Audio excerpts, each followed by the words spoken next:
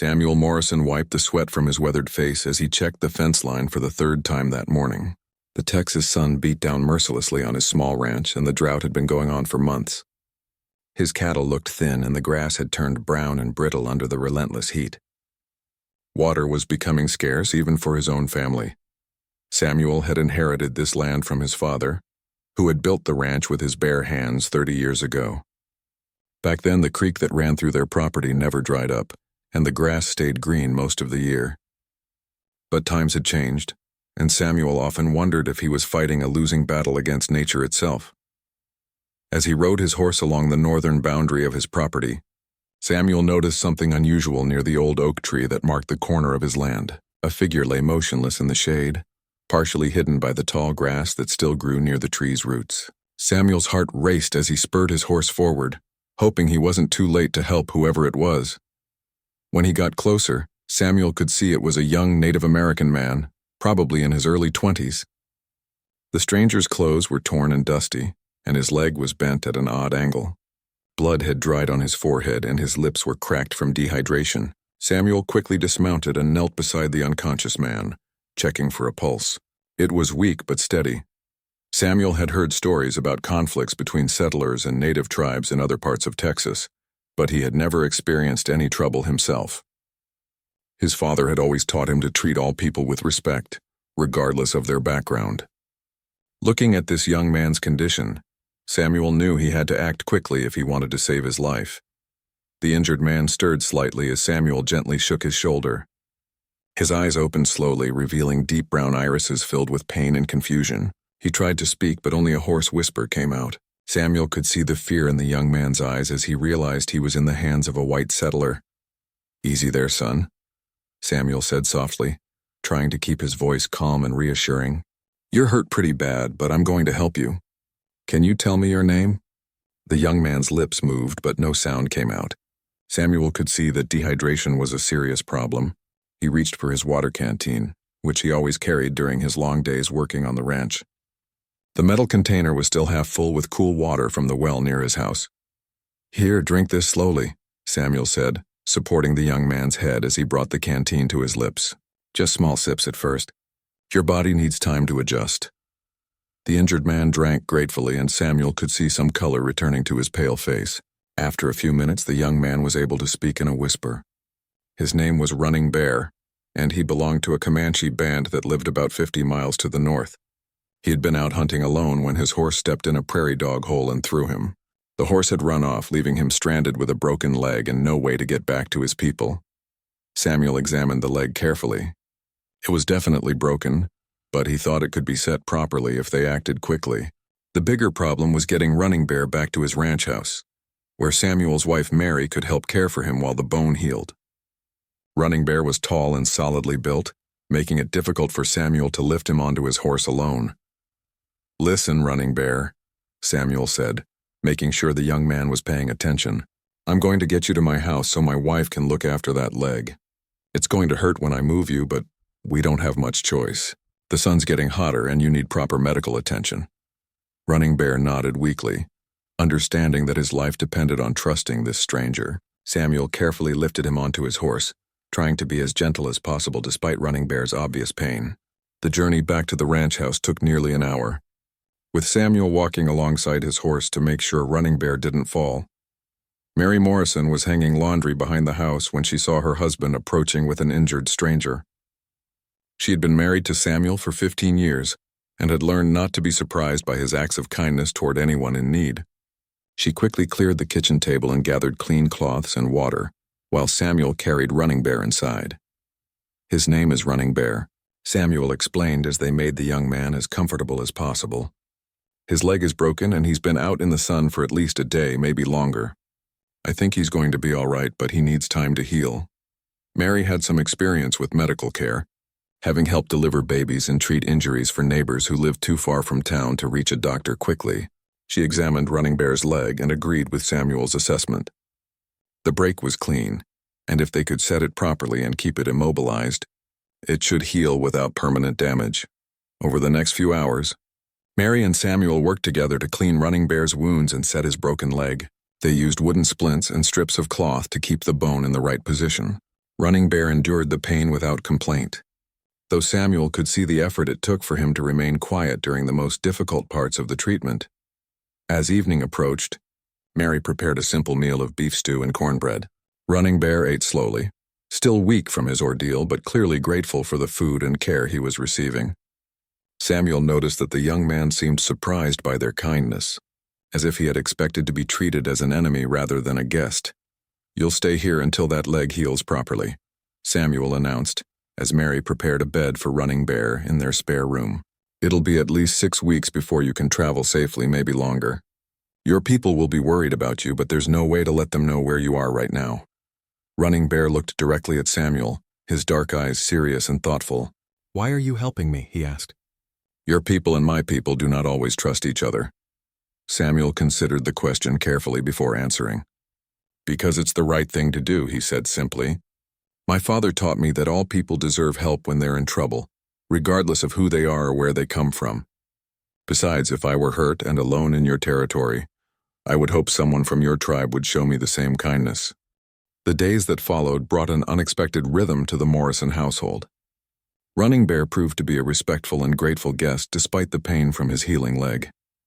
He insisted on helping with small tasks around the house, weaving baskets from prairie grass and repairing torn clothing with surprising skill. Mary found herself enjoying his quiet company during the long afternoons when Samuel was out working with the cattle. Running Bear shared stories about his people and their way of life, describing the vast hunting grounds where buffalo once roamed in great herds.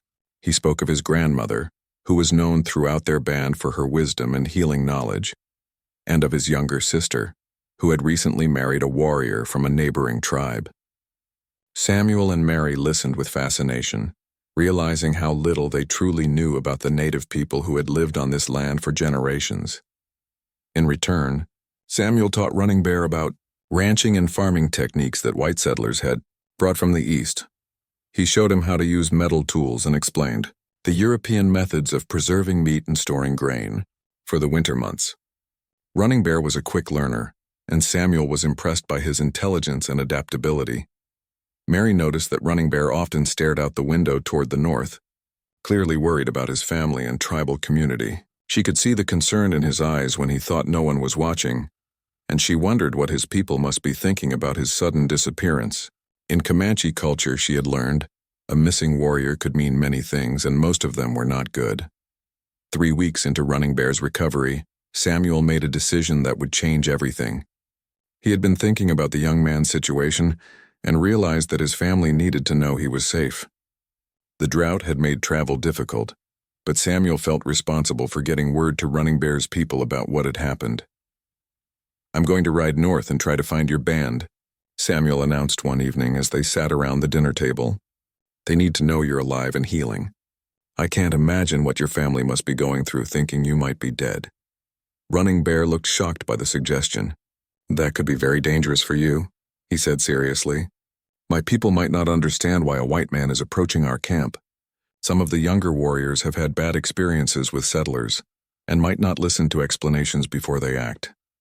Samuel had considered this risk, but he felt it was worth taking. "I'll carry something that shows I come in peace," he said. "Maybe you could give me something that would identify you to your people, so they'll know I'm telling the truth about helping you." Running Bear thought for a long moment before reaching into his shirt and pulling out a small leather pouch that hung around his neck.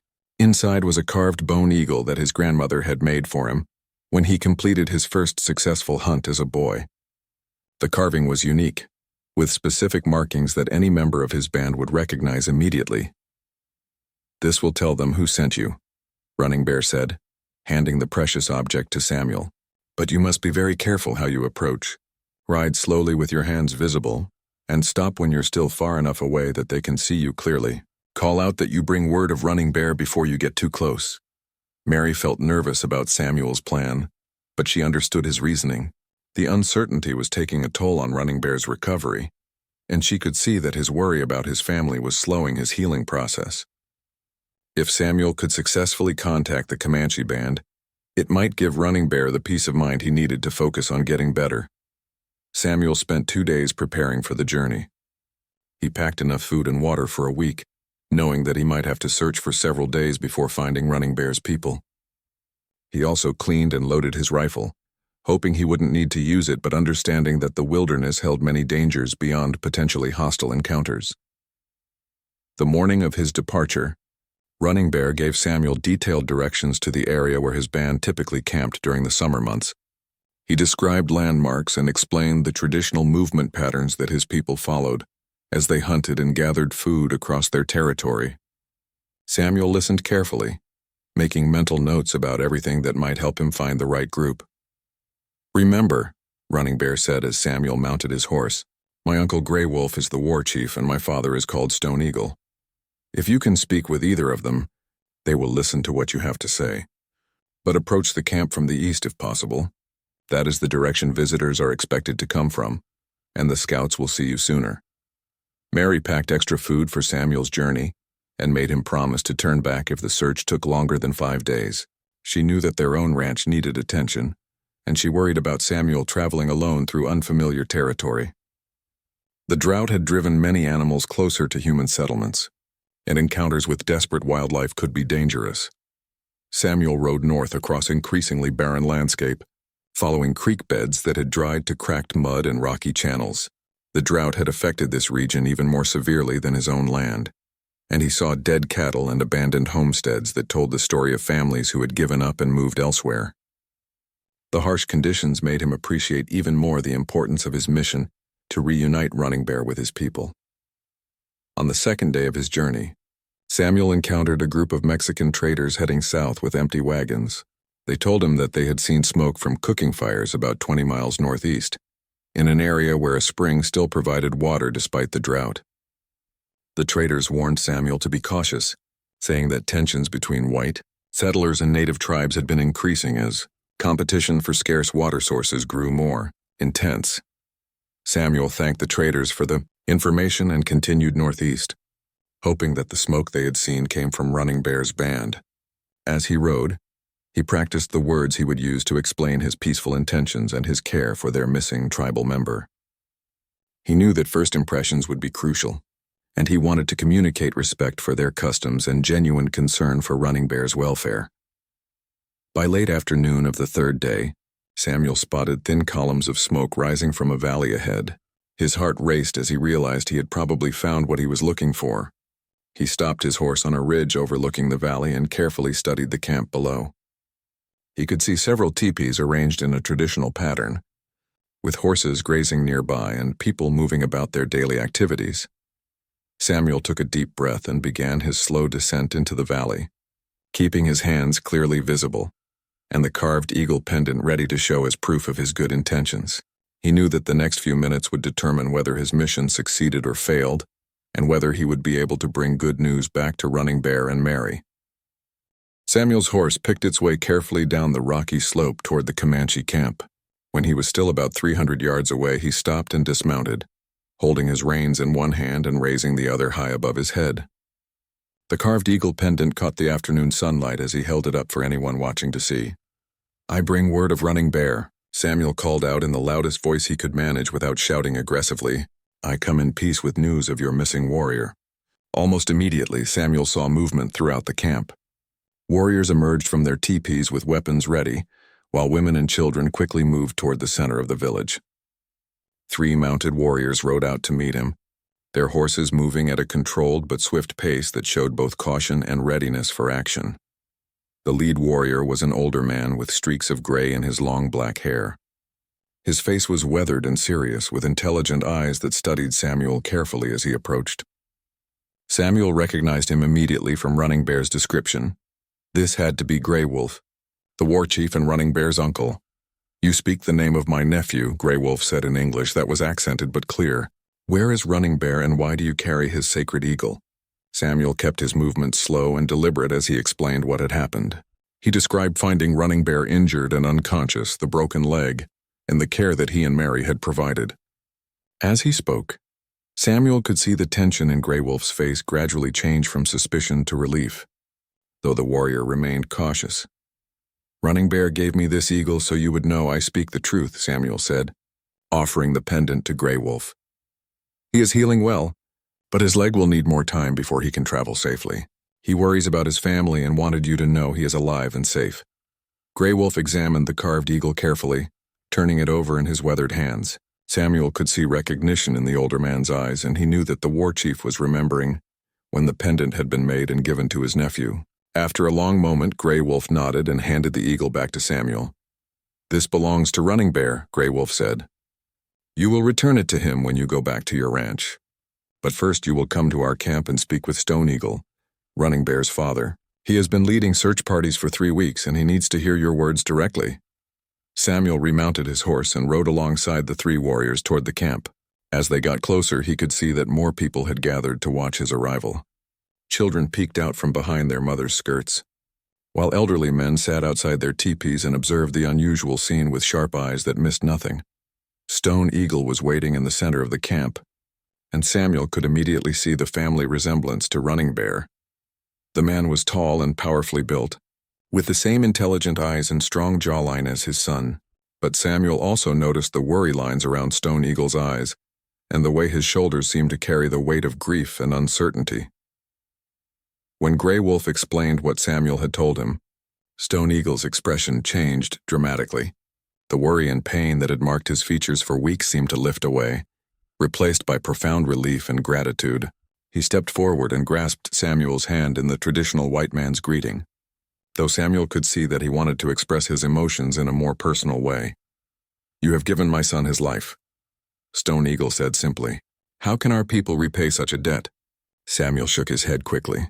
"No debt is needed," he replied. "Any father would have done the same thing if he found someone's child hurt and alone. Running Bear is a good young man, and my wife and I have enjoyed having him in our home while he heals." Stone Eagle insisted that Samuel remain in the camp for the night, saying that the journey back to his ranch was too dangerous to attempt in darkness. Samuel accepted the invitation, understanding that refusing would be seen as disrespectful. He was given food and a place to sleep, and he spent the evening answering questions about Running Bear's condition and the care he was receiving. The older women in the tribe were particularly interested in hearing about Mary's medical treatment of Running Bear's broken leg.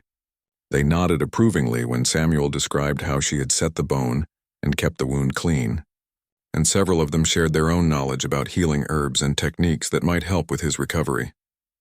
As the evening progressed, Samuel found himself drawn into longer conversations about life on the frontier and the challenges that both white settlers and native tribes faced during the ongoing drought. He learned that the Comanche band had been forced to travel much farther than usual to find adequate water and grazing for their horses, and that some of their traditional hunting grounds had become too dry to support the animals they depended on for food. Grey Wolf explained that tensions with white settlers had been increasing partly because of competition for the remaining water sources. Some ranchers had begun posting guards around their wells and creeks, refusing to allow native people access to water, even when their own animals were dying of thirst. This had led to conflicts that benefited no one and left both sides more suspicious of each other. "Your kindness to Running Bear shows that not all white men see us as enemies," Grey Wolf said thoughtfully. "Perhaps there are ways for our peoples to help each other during these difficult times instead of fighting over what little water remains." Samuel agreed, thinking about his own struggles with the drought and wondering if cooperation might indeed be better than conflict. He had heard stories about successful partnerships between settlers and native tribes in other parts of the country, where shared knowledge and resources had helped both groups survive harsh conditions. The next morning, Stone Eagle and Grey Wolf walked with Samuel to the edge of their camp as he prepared to return home. Stone Eagle handed him a beautiful beaded medicine bag that had been made by Running Bear's grandmother, saying that it was a gift for Mary in gratitude for her care of his son. "Tell Running Bear that his people are proud of him for finding such honorable friends," Stone Eagle said, "and tell him that when he is strong enough to travel, we will come to your ranch to bring him home. We want to thank you and your wife properly for your kindness." Grey Wolf added his own message for Running Bear, along with a warning for Samuel. "Some of the young warriors wanted to ride with you today to see Running Bear for themselves," he explained. "I told them to wait until his leg is healed, but their patience may not last much longer.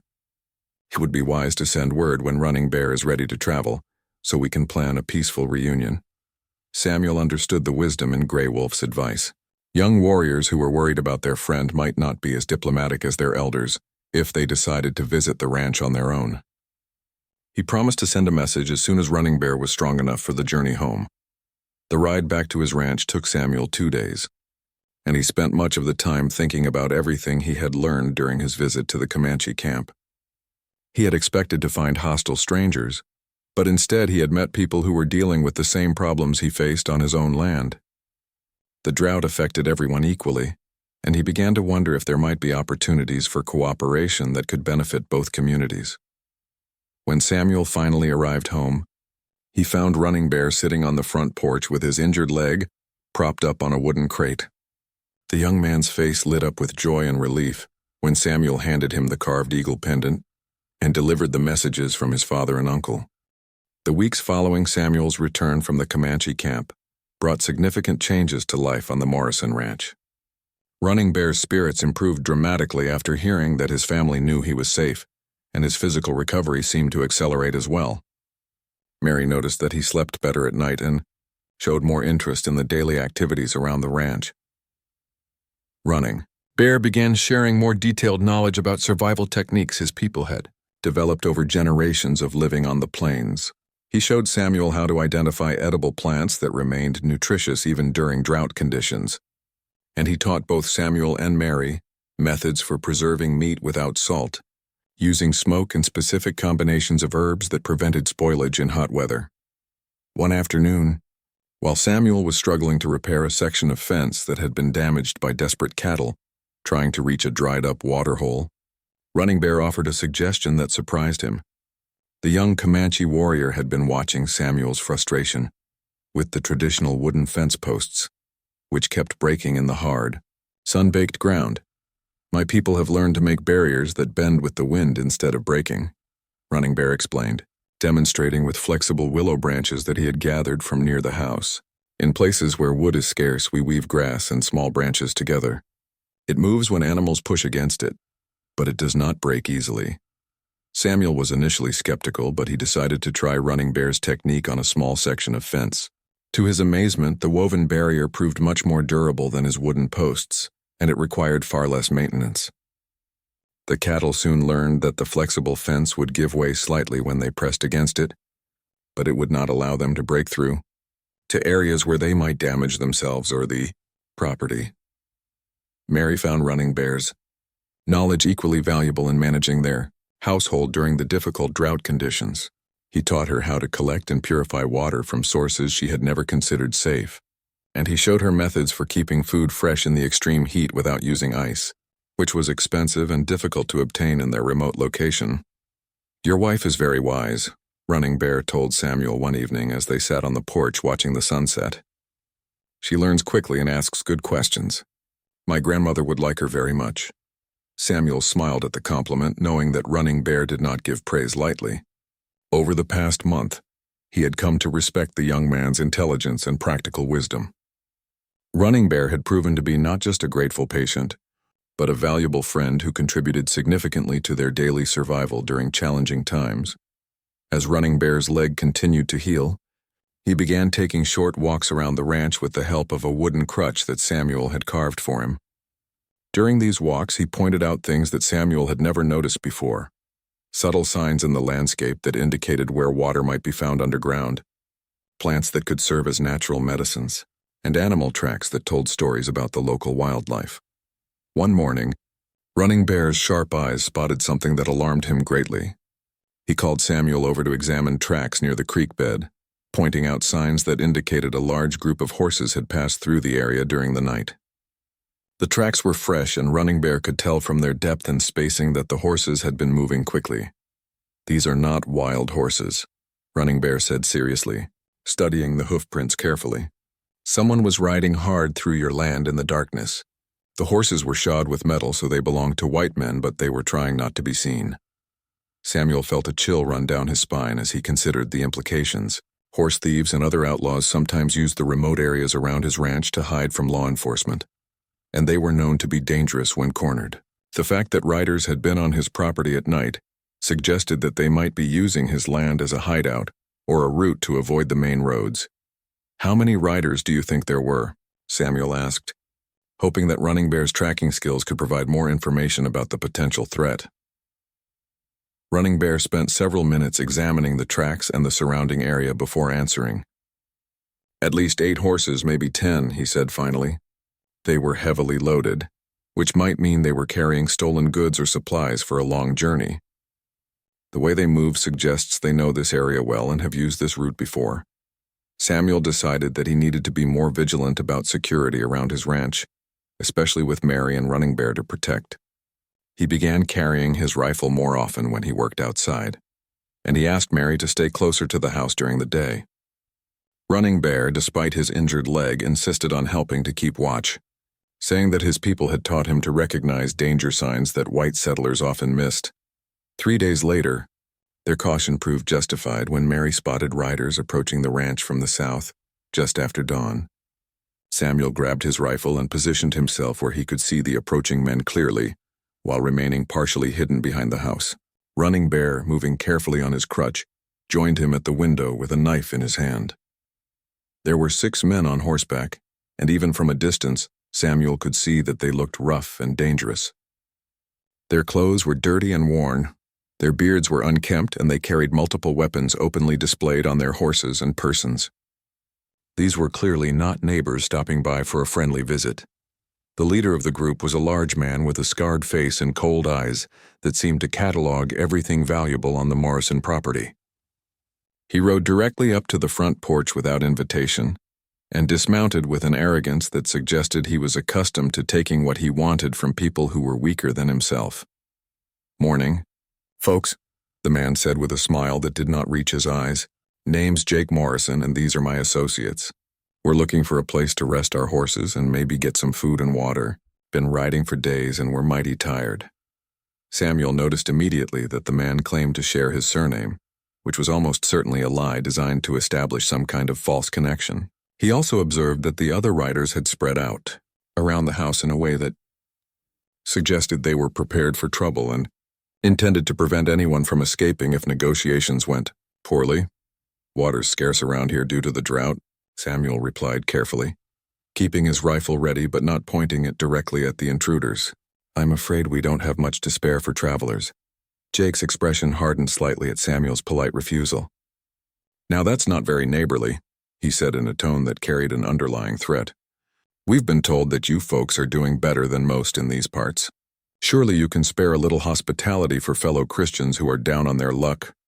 Samuel could sense that the situation was about to turn dangerous. The way Jake's men had positioned themselves and the weapons they carried made it clear that they were prepared to take what they wanted by force if necessary. Samuel also noticed that one of the riders kept looking toward the barn, as if he were evaluating the horses and equipment that might be worth stealing. Running Bear, who had been listening carefully from inside the house, suddenly appeared in the doorway. Despite his injured leg and the crutch he needed for support, his presence seemed to change the atmosphere immediately. The outlaws had not expected to encounter a Native American warrior, and Samuel could see uncertainty and wariness in their eyes as they reassessed the situation. "These men bring trouble," Running Bear said quietly to Samuel, speaking in English so the visitors could understand his words. "Their horses carry brands from different ranches, and their weapons smell of recent gunpowder. They are thieves and possibly killers." Jake's hand moved slowly toward the pistol on his hip as he stared at Running Bear with obvious hostility. "Well, well," he said with false cheerfulness. "Looks like you folks have been keeping interesting company. Harboring redskins can be dangerous in these parts, friend. Some people might not understand your charitable inclinations." The tension in the air was thick enough to cut with a knife as Jake and his men faced off against Samuel, Mary, and Running Bear. Samuel could feel his heart pounding as he calculated their chances of surviving this encounter. 6 armed outlaws against a rancher, his wife, and an injured warrior did not seem like favorable odds, but Samuel was determined to protect his family and his guest. Running Bear stepped forward slightly, balancing on his crutch but showing no fear despite his disadvantage. "I know your type," he said to Jake in a voice that carried quiet authority. "You prey on people you think are weak and alone. But you have made a mistake coming here." Jake laughed harshly, but Samuel noticed that the outlaw leader's eyes kept darting between Running Bear and the surrounding landscape, as if he were looking for something that worried him. "Big words from a crippled Indian," Jake sneered. Don't see how you're going to stop us from taking what we need. Because he is not alone, came a new voice from behind the house. Samuel's eyes widened in amazement as a Comanche warrior on horseback emerged from the trees near the barn. The man was painted for war, with a rifle in his hands and a look of deadly determination on his face. Almost immediately, more warriors appeared from various hiding spots around the ranch, all armed and clearly prepared for battle. Jake and his men spun around in panic as they realized they were surrounded by Native American fighters who had apparently been watching the ranch and waiting for the right moment to reveal themselves. Samuel counted at least 12 Comanche warriors, all mounted and positioned strategically to prevent the outlaws from escaping. Grey Wolf rode forward slowly, his weathered face stern and unforgiving as he looked at the outlaws who had threatened his nephew and the people who had saved Running Bear's life. "You will leave this place now," he said in English that was clear and commanding. "You will ride south and never return to this area. If you are wise, you will also return the horses and goods you have stolen from other ranches." Jake's face had turned pale as he realized how completely his gang had been outmaneuvered. "Now hold on there, Chief," he said, trying to sound reasonable while his hand remained near his weapon. "We were just asking for a little hospitality. No need for all this excitement." Stone Eagle, Running Bear's father, guided his horse closer to the group of outlaws. Samuel could see the family resemblance between father and son, and he could also see the fierce protectiveness in Stone Eagle's eyes as he looked at the men who had threatened his wounded child. "My son's friends are under our protection," Stone Eagle announced. "Anyone who brings harm to this family brings war with our people. You would be wise to remember this if you value your lives." One of Jake's men, apparently more experienced with frontier warfare than his companions, leaned over and whispered urgently in his leader's ear. Samuel could not hear the words, but he could see the fear in the man's eyes as he spoke. Jake's expression grew even more worried as he listened to his subordinate's warning. Running Bear had moved to stand beside Samuel, and despite his injured leg, the young warrior's presence seemed to strengthen Samuel's confidence. "My people have been watching over this ranch since my father received word that I was safe," Running Bear explained quietly. "They wanted to make sure no harm came to the family that saved my life." Samuel felt a surge of gratitude and amazement as he realized the extent of the protection that had been provided without his knowledge. The Comanche warriors had apparently been maintaining a hidden guard around his property for weeks, ensuring that his family remained safe while Running Bear recovered from his injuries. Mary stepped out onto the porch, showing remarkable courage in the face of the dangerous situation. "Gentlemen," she said to the outlaws in a voice that was polite but firm, "I suggest you take the advice you've been given. These warriors are known for their skill in battle, and they have every reason to protect this ranch and everyone on it." Jake looked around at the circle of armed Comanche fighters and realized that his options had been severely limited. His men were clearly nervous, and several of them were already backing their horses away from the house in preparation for a hasty retreat. The stolen goods they carried would not be worth their lives if they chose to fight against such overwhelming odds. "We'll be moving on," Jake said finally, trying to maintain some dignity in defeat. "But this ain't over. Word's going to spread about white folks who side with Indians against their own kind." Grey Wolf's expression grew even more dangerous at Jake's threat. "Let word spread," he replied calmly. "Let everyone know that those who show honor to our people will receive honor in return, and those who bring violence will face the consequences of their actions." Samuel stepped forward, feeling emboldened by the support of his unexpected allies. "And let word spread that decent folks don't tolerate outlaws and thieves in these parts," he added. "There are more good people than bad on this frontier, and we look out for each other regardless of the color of our skin." Jake and his men mounted their horses quickly and rode south toward the horizon, clearly eager to put distance between themselves and the Comanche warriors. Samuel watched them go until they were just specks in the distance, then turned to face Grey Wolf and Stone Eagle with deep gratitude and respect. "I cannot thank you enough for protecting my family," Samuel said, walking over to shake hands with both men. "I had no idea you were watching over us, but I'm grateful beyond words for your care." Stone Eagle dismounted and embraced his son carefully, mindful of Running Bear's injured leg. The reunion between father and son was deeply emotional, and Samuel could see tears of relief and joy in both men's eyes as they held each other for the first time in many weeks. "Your leg is healing well," Stone Eagle observed as he examined Running Bear's progress. But you are not yet ready for the long journey back to our camp. We will wait until you are fully strong." Grey Wolf approached Samuel and Mary with a formal dignity that spoke of important decisions being made. "The protection we have provided is not temporary," he announced. "As long as you remain friends to our people, our warriors will watch over this land. The drought has brought many desperate men to this area, and you should not face such dangers alone." Mary stepped forward and presented Stone Eagle with the beaded medicine bag he had sent as a gift. "Your son has taught us much about survival and friendship," she said. "We have been honored to care for him, and we have learned that our peoples have more in common than we ever imagined." The gathering around the Morrison Ranch continued for several hours as more members of Running Bear's band arrived to see their recovered warrior and meet the white family who had saved his life. Samuel found himself in conversations with Comanche elders about everything from cattle ranching techniques to strategies for surviving the ongoing drought. One of the tribal healers, an elderly woman named White Dove, examined Running Bear's leg with expert knowledge and declared herself impressed with Mary's medical care. "Your woman has good hands for healing," she told Samuel approvingly. "She set the bone properly and kept infection away. Our people could learn from her methods." As the afternoon progressed, Samuel realized that this unexpected gathering represented something much larger than a simple reunion between Running Bear and his family.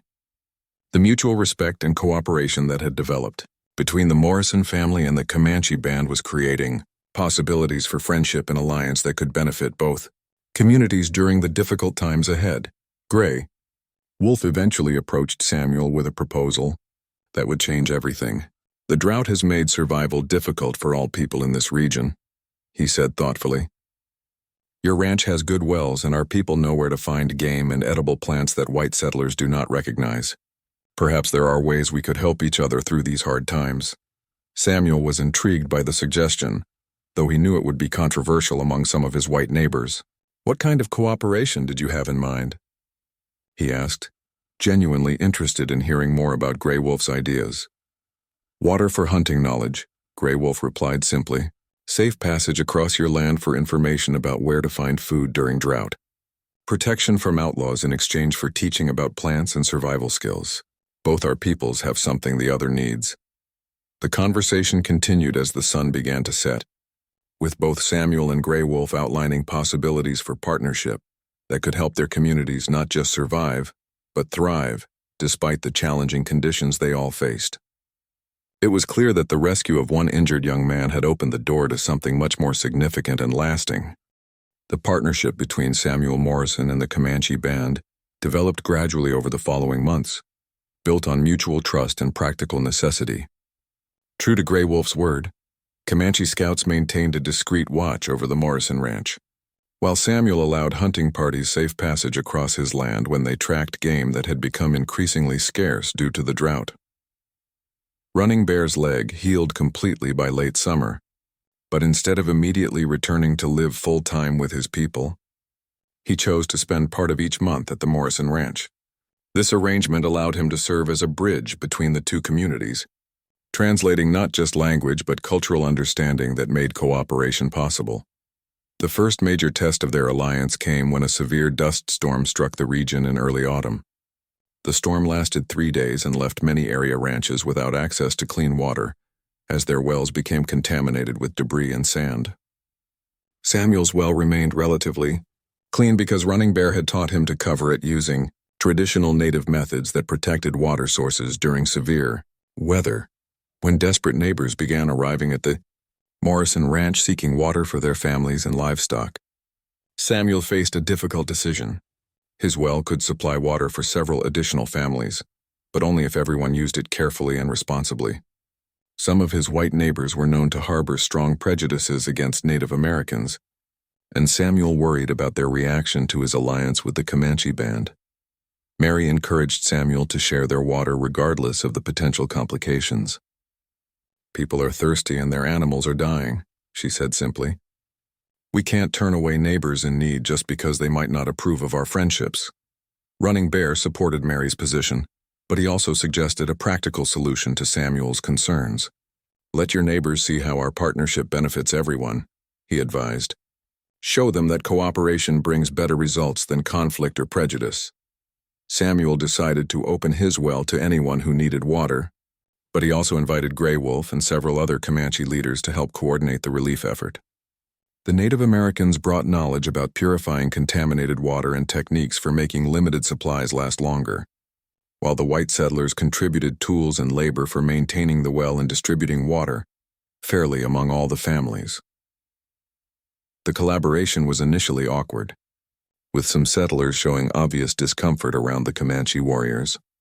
However, as the crisis continued and people saw how effectively the two groups worked together, attitudes began to change. Children who had been taught to fear Native Americans found themselves playing together, while their parents worked side by side to solve practical problems. Tom Bradley, a neighboring rancher who had previously been vocal about his distrust of Indians, found himself working alongside Stone Eagle to repair a damaged water pump. As they labored together in the hot sun, Tom began to see Stone Eagle not as a threatening savage, but as a skilled craftsman and devoted father who was just as concerned about providing for his family as any white settler. Never thought I'd be taking advice from a Comanche about fixing machinery, Tom admitted to Samuel during a break from their work. But that man knows more about making things work with limited tools than anyone I've ever met. Samuel smiled at Tom's grudging admission of respect. Running Bear has taught me that his people have been solving practical problems on this land for generations, he replied. We'd be foolish not to learn from their experience.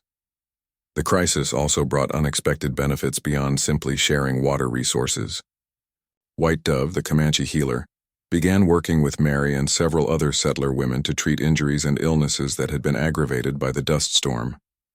Her knowledge of medicinal plants complemented the European medical techniques that the settler women had learned, creating a more effective approach to healthcare than either group could achieve alone. Young warriors from the Comanche band shared their superior tracking skills with settler men who needed to locate missing livestock that had wandered away during the storm. In return, the settlers taught the warriors about metalworking and repair techniques that could be useful for maintaining tools and weapons. As autumn progressed into winter, the informal cooperation that had begun during the dust storm emergency evolved into a more structured alliance. Samuel found himself serving as an unofficial mediator between the settler community and the Comanche band, helping to negotiate agreements that benefited both groups while respecting their different cultures and traditions.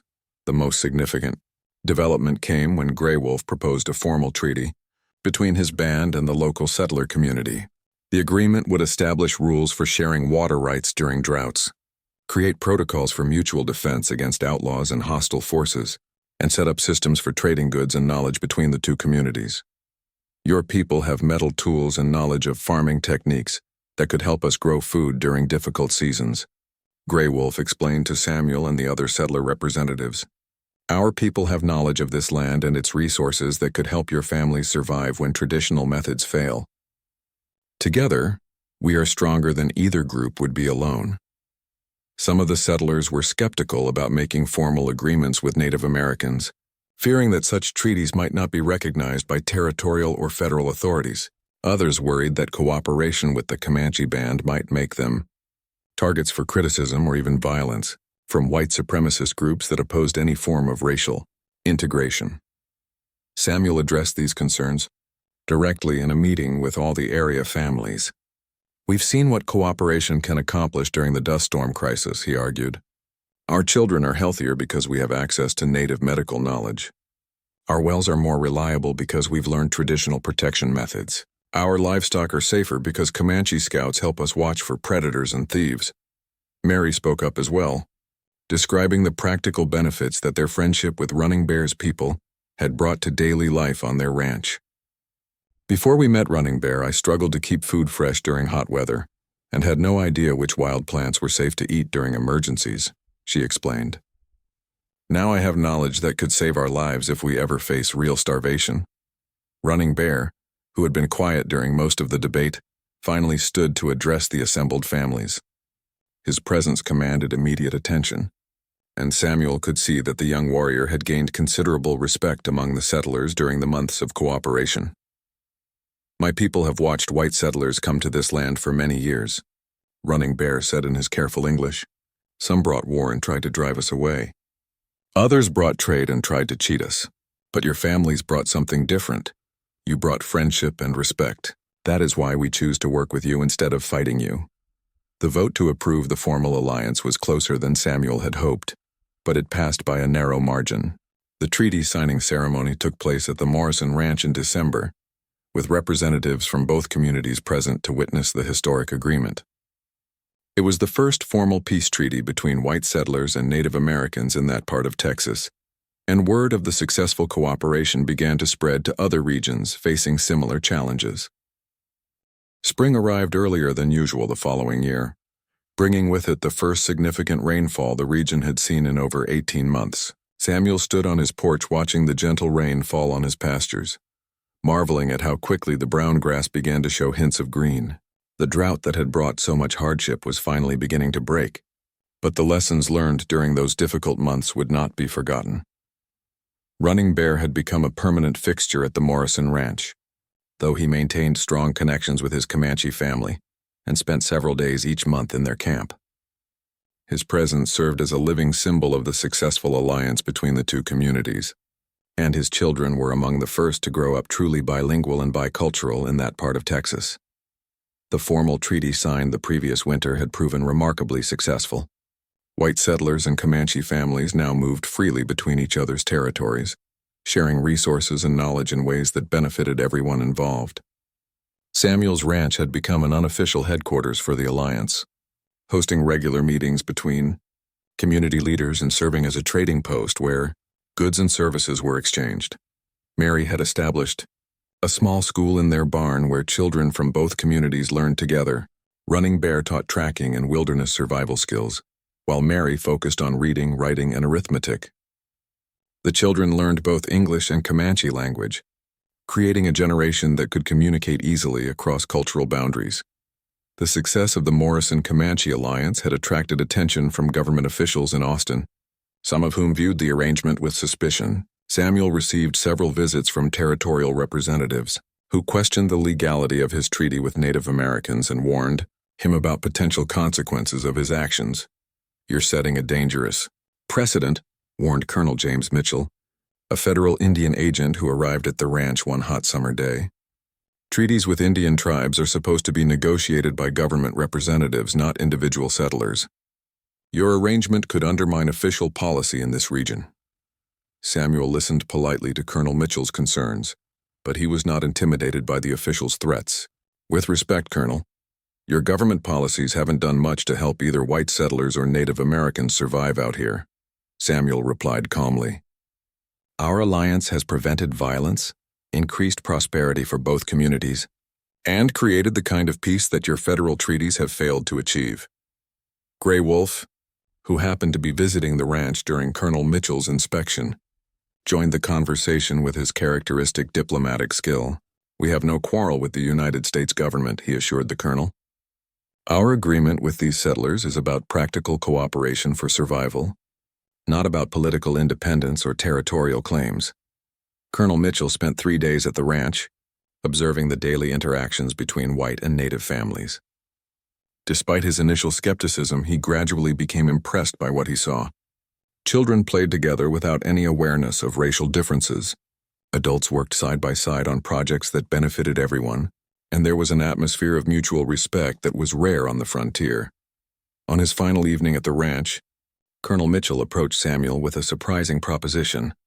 "The territorial governor has been looking for successful models of white Indian cooperation that could be replicated in other regions," he explained. "Your alliance here could serve as a template for peaceful relations throughout Texas and beyond." Samuel was intrigued, but cautious about government involvement in their local arrangement. "What exactly would that mean for our communities?" he asked. "We've been successful precisely because we've been allowed to develop our own solutions without outside interference, Colonel." Mitchell assured Samuel that any government recognition would not interfere with the practical aspects of the alliance. Instead, it would provide official protection against criticism and potential violence from groups that opposed racial cooperation. It might also open opportunities for federal funding to support education and infrastructure projects that benefited both communities. The proposal required careful consideration by all members of both communities. Samuel called a joint meeting where Colonel Mitchell could present his ideas directly to everyone involved in the alliance. The discussion was lengthy and sometimes heated, with valid concerns raised about trusting government promises and maintaining local autonomy. Running Bear spoke eloquently about the historical relationship between his people and federal authorities. Government agents have made many promises to native tribes over the years, he observed. Some were kept, but many were broken when circumstances changed. We must be very careful about any agreement that gives outside authorities power over our local arrangements. After weeks of debate and negotiation, the communities reached a compromise. They would accept limited government recognition that protected their alliance from legal challenges, but they would maintain complete local control over the day-to-day operations of their cooperation. Any federal involvement would be advisory only, with no authority to change the terms of their original treaty. The official recognition ceremony took place in the autumn, with representatives from the territorial government present to witness the historic agreement. Samuel found himself standing between Grey Wolf and Colonel Mitchell as they signed documents that would serve as a model for peaceful relations throughout the American frontier. News of the successful alliance spread far beyond Texas, attracting visitors from other regions where white settlers and Native Americans were struggling with similar conflicts. Samuel and Mary welcomed these visitors, sharing their experiences and encouraging others to try cooperation instead of confrontation.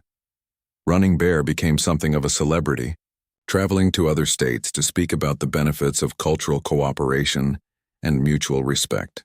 His story of being rescued by a white rancher and the friendship that grew from that act of kindness became a powerful symbol of what was possible when people chose understanding over prejudice. Years later, as Samuel watched his grandchildren playing with Running Bear's children in the yard, where two cultures had learned to become one family, he reflected on how a simple act of offering water to a hurt stranger had changed so many lives. The drought that had brought Running Bear to his ranch was long over, but the bonds forged during those difficult times had grown stronger with each passing season. Mary often reminded visitors that their success had not come from any grand plan or sophisticated strategy. It had grown from basic human decency, practical necessity, and the willingness to see past surface differences to recognize shared hopes and challenges. The alliance between the Morrison Ranch and the Comanche band proved that ordinary people could create extraordinary changes when they chose cooperation over conflict. The legacy of that choice continued for generations, as the children who grew up in the integrated community became leaders who carried the values of mutual respect and cultural cooperation into the rapidly changing American West. What began with one rancher offering water to an injured Native American had become a beacon of hope that peaceful coexistence was not only possible but profitable for everyone involved. Samuel Morrison's simple act of kindness had indeed brought entire tribes galloping to his ranch, but they came not as enemies seeking revenge, but as friends and allies ready to build a better future together. In a land often marked by violence and division, their story stood as proof that compassion and cooperation could overcome even the deepest cultural differences when people had the courage to try.